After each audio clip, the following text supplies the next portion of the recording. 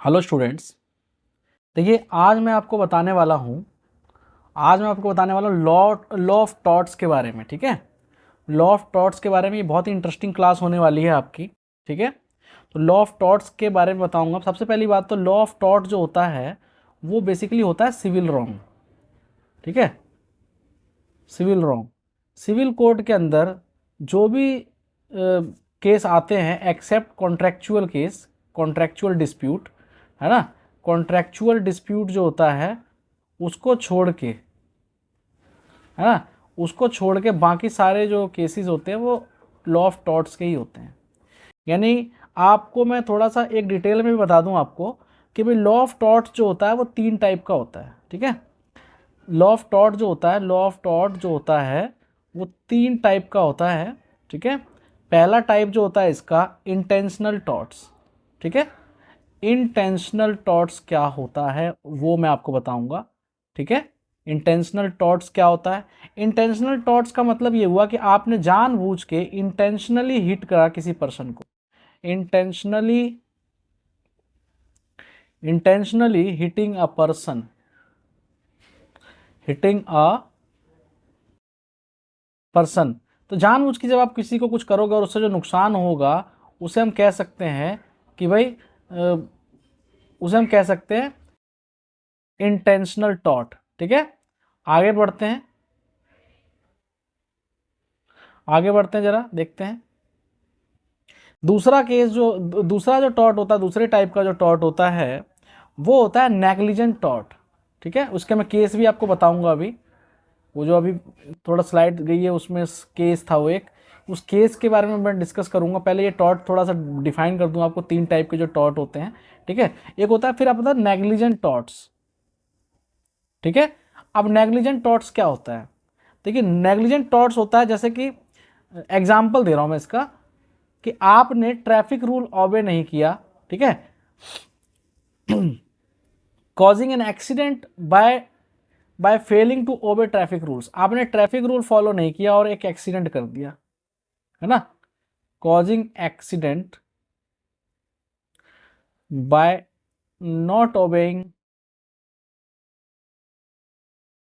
Traffic rules. Okay, ये negligent torts में आ गया आपका। पे आपकी लापरवाही की वजह से, अब लापरवाही का ही मैं केस में बताऊंगा आपको। ठीक है, लापरवाही वाला ही केस मैं आपको अभी डिस्कस करूंगा थोड़ा। ये जो केस है वो एमसीडी का केस है, ध्यान रखना, MCD municipal corporation of Delhi versus Subhagwanti वाला केस। ठीक है, इसमें काफ़ी नेग्लिजेंट एमसीडी प्रूफ हो जाती है। पहले ट्रायल कोर्ट में, फिर क्या कहते हैं हाई कोर्ट में, फिर सुप्रीम कोर्ट में भी एकदम हेल्ड होती है एकदम नेग्लिजेंट के लिए।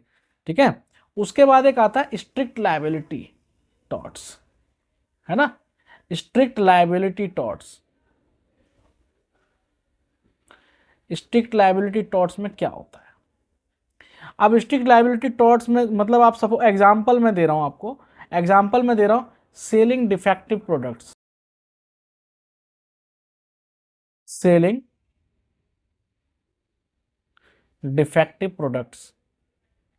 आप ऐसे प्रोडक्ट्स बेच रहे हो, ऐसे प्रोडक्ट्स रहे हो जो किसी की जान को खतरा है ना, तो वो स्ट्रिक्ट लायबिलिटी टॉर्ट्स आता है। यानी आप पूरे के पूरे आपकी ही जिम्मेदारी बनती है। आपने ना नेग्लिजेंट किया, ना वो किया, मतलब आपने एकदम जानबूझ करके किया, एकदम स्ट्रिक्ट लायबिलिटी। और उसमें कि जानबूझ के, तो उसमें पहले वाले में बताया था मैंने, पहले वाला जो मैंने बताया था इंटेंशनली, और यहाँ पे स्ट्रिक्ट लायबिलिटी है। आप किसी को मारना भले नहीं चाह रहे हो, बट आपने आप ऐसा कुछ कर रहे हो जिससे समाज में बहुत ज़्यादा नुकसान हो सकता है। तो अगर आप जैसे डिफेक्ट कर, जैसे आपने तेज़ी से ऐसा कुछ काम कर दिया जिससे कि वो बिल्डिंग गिर गई। ठीक है, अब बिल्डिंग गिर गई तो आप स्ट्रिक्ट लायबिलिटी पे भी आ सकते हैं। आपने जानबूझ के मसाला कम डाला या कुछ किया और आपने आपने बिल्डिंग गिरा दी। मतलब प्रॉपर्टी डीलर है, सपोज करो, आपने ऐसी फ्लैट बना के दे दिया जिसके अंदर जल्दी से गिर गया और वो लोग बहुत सारे दब के मर गए, तो ऐसे में आपका स्ट्रिक्ट लायबिलिटी टॉर्ट्स भी आ सकता है। ठीक है, बाकी नेग्लिजेंट भी है उसके अंदर। ठीक है, बाकी स्ट्रिक्ट लायबिलिटी टॉर्ट्स होता है। 3 टाइप के टॉर्ट्स हो गए, मैंने आपको बता दिया। एक होता है इंटेंशनली, एक होता है नेग्लिजेंट टॉर्ट, एक होता है स्ट्रिक्ट लायबिलिटी टॉर्ट्स। ठीक है, तो अब मैं आपको बता रहा हूँ एक बहुत ही ज़बरदस्त केस। ठीक है, ज़बरदस्त केस है एक नेग्लिजेंट के ऊपर, जिसमें एमसीडी वर्सेस एमसीडी वर्सेस सुभागवंती था, ठीक है।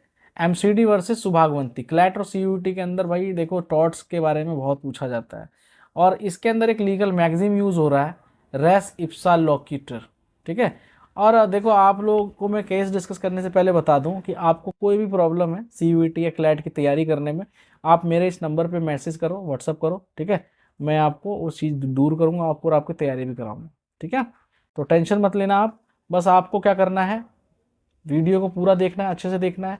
और जो मैं समझा रहा हूँ, देखो मैं कंटेंट लेके आपके लिए आ रहा हूँ रिसर्च करके, तो बहुत मेहनत करके ला रहा हूँ आपके लिए, तो आपका काम है कि भाई आप अच्छे से देखो और सीखो इससे, और सीखने के बाद ज़रूर आपका सिलेक्शन हो जाएगा किसी बढ़िया एनएलयू के अंदर या फिर सीयूटी के थ्रू किसी सेंट्रल यूनिवर्सिटी में अच्छी जगह, चाहे वो डीयू हो चाहे वो बीएचयू हो, ठीक है।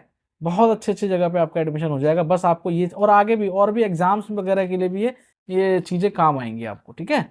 और भी एग्ज़ाम, अगर कोई एग्ज़ाम देना है जिसमें लॉ आता है, ठीक है, टॉर्ट्स वॉट्स की चीज़ें आती हैं, तो वो भी आपके लिए बेनिफिट होगा, ठीक है। तो चलिए ज़रा, अब मैं आपको केस बता रहा था, 1966 का केस था, एमसीडी वर्सेस सुभागवंती, ठीक है। 1966 का केस है ये, 1966 का केस है। इसमें क्या होता है कि इसमें क्या होता है कि एमसीडी एक एक क्लॉक टावर होता है, सबसे बड़ी बात है एमसीडी छोड़ो, पहले क्लॉक टावर होता है दिल्ली के अंदर, आपका क्लॉक टावर बड़ा फेमस है घंटा घर का, ठीक है, ये उसी को घंटा घर कहते हैं। तो अब ये क्लॉक टावर जो है फेमस बहुत ज़्यादा, 1966 के ही अंदर ये क्या होता है कि क्लॉक टावर गिर जाता है, और क्लॉक टावर गिरने के वजह से क्या होता है कि बहुत सारे डेथ्स हो जाती है, ठीक है। अब डेथ होने के अंदर क्या होता है, एक सुभागवंती भी होती है, वो भी उसमें डेथ में मतलब इंसिडेंट में एक्सीडेंट में मर जाती है, ठीक है, उसकी डेथ हो जाती है। अब डेथ होने के बाद इसके जो लीगल हायर होते हैं, ठीक है, तो जो इसके लीगल हायर जो इसका केस लड़ते हैं, उन्होंने क्लेम करा कि भाई एमसीडी जो है नेग्लिजेंट है यहाँ पे, क्योंकि इसकी जिम्मेदारी मरम्मत की किसकी, एमसीडी की।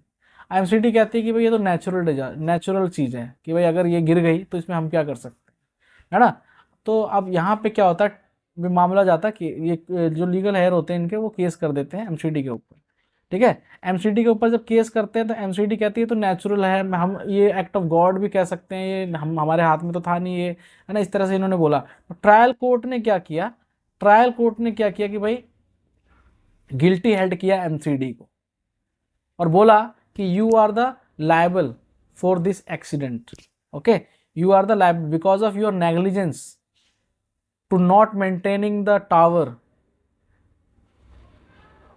तो इस वजह से मेंटेन नहीं किया, अच्छे से मेंटेन नहीं किया, और देखो ये मेंटेन नहीं किया तो इसको हेल्ड कर दिया।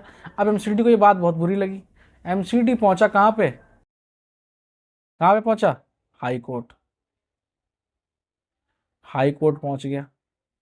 अब हाई कोर्ट ने क्या किया, देखो हाई कोर्ट ने क्या किया, हाई कोर्ट ने भी एक वर्ड यूज किया, हाई कोर्ट ने एक वर्ड यूज किया, रेस इप्सा लोक्यूटर, रेस इप्सा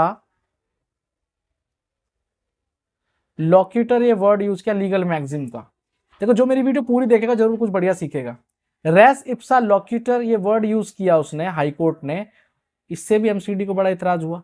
इतराज कहने का मतलब उसको अच्छा नहीं लगा, ये बोला कि हाई सुप्रीम कोर्ट जाता है, बोलता है हाई कोर्ट ने ये वर्ड गलत यूज कर लिया हमारे लिए, हम इसके खिलाफ अपील करते हैं, ठीक है। अब रेस इप्सा लोक्यूटर का क्या मतलब होता है, res ipsa loquitur, things speaks for itself, things speaks for itself, समझ में आ रही बात।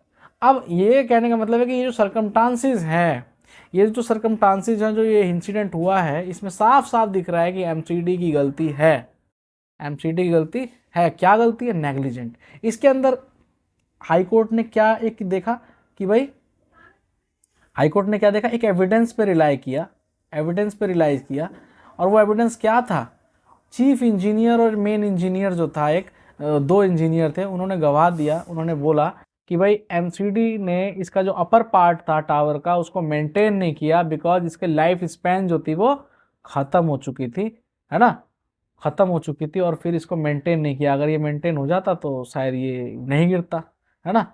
तो इसी एविडेंस को ध्यान में रखते हुए हाई कोर्ट ने ये डिसीजन दिया, ठीक है, और ये वर्ड कहे कहे रेस इप्सा लोक्यूटर। ठीक है, बात समझ में आ गई।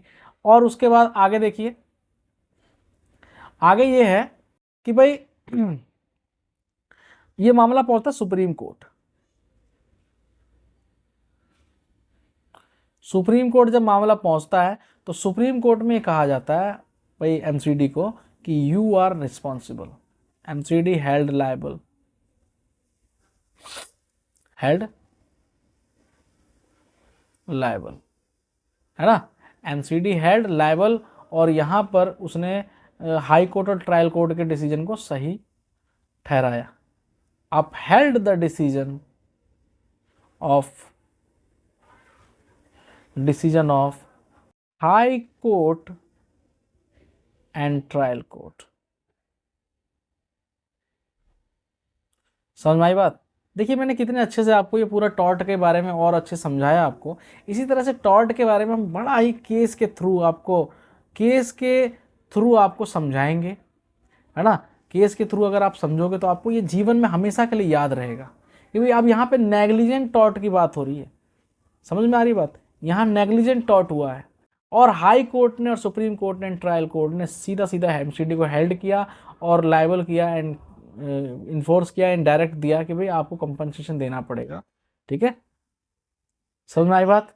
तो इस तरह के और भी वीडियोस के लिए और भी अच्छे अच्छे पॉइंट ऑफ क्वेश्चंस के लिए आपको क्या करना है, वीडियो को लाइक करना है, चैनल को सब्सक्राइब करना है। हमारी मेहनत आपको अगर पसंद आ रही है तो चैनल को सब्सक्राइब जरूर कर लेना, ताकि फ्री ऑफ कॉस्ट में आपको ये वीडियो प्रोवाइड हो रहा है, आपको फ्री ऑफ कॉस्ट में इंपॉर्टेंट इन्फॉर्मेशन आपको प्रोवाइड हो रही है। तो आपका भी फर्ज बनता है कि चैनल को सपोर्ट करें एंड वीडियो को लाइक करें एंड चैनल को सब्सक्राइब जरूर करें और शेयर करें दोस्तों के अंदर। जो भी बच्चा क्लैट CUET की तैयारी कर रहा है वो मेरे इस वीडियो को जरूर फॉलो कर सकता है, जरूर लाइक करें उसको और सब्सक्राइब जरूर कर ले चैनल को, ताकि और भी जो मैं लेटेस्ट जजमेंट डालूंगा, केस डालूंगा और जो लीगल चीज़ें हैं वो क्लियर कराऊंगा, टॉर्ट से रिलेटेड, कॉन्ट्रैक्ट से रिलेटेड, IPC से रिलेटेड, भारतीय न्याय संहिता से रिलेटेड, BNSS से रिलेटेड, CRPC से रिलेटेड, एविडेंस से रिलेटेड, साक्ष्य अधिनियम से रिलेटेड, सारी चीज़ें आपको मिलेंगी एक जगह के ऊपर। ठीक है, बस आपको क्या करना है, वीडियो को लाइक, चैनल को सब्सक्राइब करते रहना, सपोर्ट करते रहना। मेरे जितने भी दोस्त, जितने भी स्टूडेंट, जितने भी भाई बहन, सारे जो वीडियो देख रहे हैं, please keep supporting me and please subscribe this channel. Okay, thank you so much, मिलते हैं नेक्स्ट वीडियो में। Thank you so much, bye.